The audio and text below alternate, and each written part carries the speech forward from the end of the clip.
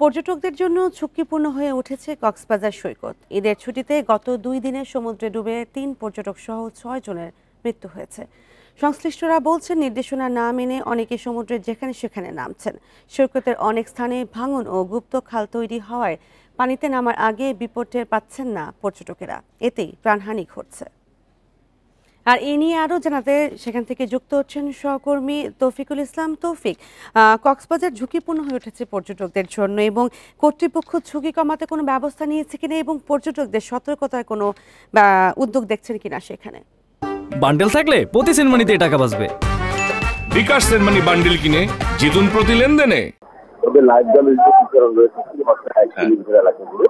এখানে বিশেষ life guard, inactive life guard নামে 2টি প্রতিষ্ঠান কাজ করছে। তবে সবচেয়ে বেশি কাজ করছে বিশেষ লাইফ গার্ড ও পুলিশরা। তাদের সংখ্যাটাও কিন্তু অনেকটা অপ্রতুল। এখানে বলা হচ্ছে প্রতিদিন অর্থাৎ বিশেষ দিবস সহ ছুটিতে কক্সবাজারে লক্ষাধিক পর্যটকের সমাগম হয়। আপনি দেখতে পাচ্ছেন এখন পর্যটকরা অর্থাৎ পর্যটকদের সংখ্যাও অনেকটা বেশি। তারা সমুদ্রে স্নান করছে, নিরাপত্তার জন্য কাজ করে যাচ্ছেন কিন্তু লাইফ গার্ডের সদস্যরা।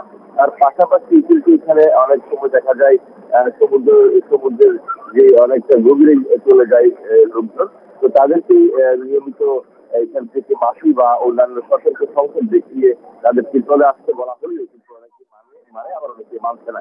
কিন্তু এখানে আবার আরেকটা বিষয় বলে রাখি, লাইফগার্ড সদস্যদের ক্ষেত্রে এখানে তারা 2টি নির্দেশনামূলক পতাকা টাঙিয়ে দেওয়া হয়। একটি হচ্ছে হলুদ পতাকা আর একটি লাল পতাকা। পর্যটকদের লাল এবং হলুদ পতাকার ঠিক মাঝামাঝি জায়গায় সমুদ্রে স্নান করতে বলা হলেও কিন্তু অনেকেই সেটি মানছে না। তবে আমি কথা বলেছি জেলা প্রশাসকের সাথে, তিনি আমাকে জানিয়েছেন তারাও কিন্তু সতর্কতামূলক যে ব্যবস্থা সেটি জন্য তারা কাজ করে যাচ্ছেন। পাশাপাশি এখানে কিভাবে লাইফ গার্ডের সংখ্যা বাড়ানো যায় সেই বিষয়টাও তারা কিন্তু ভাবছেন। কিন্তু যে 10 বছরের যে পরিসংখ্যান আমরা দিয়েছি, 10 বছরে সমুদ্রে গোসল করতে গিয়ে 60 জনের মৃত্যু হয়েছে, 773 জন তারা জীবিত উদ্ধার করেছে। তো আর যাতে কোনো প্রাণহানির ঘটনা না ঘটে সেই ব্যবস্থাও কিন্তু এখানকার জেলা প্রশাসক তিনি বলছেন দ্রুত সেই পদক্ষেপ তারা নেবেন।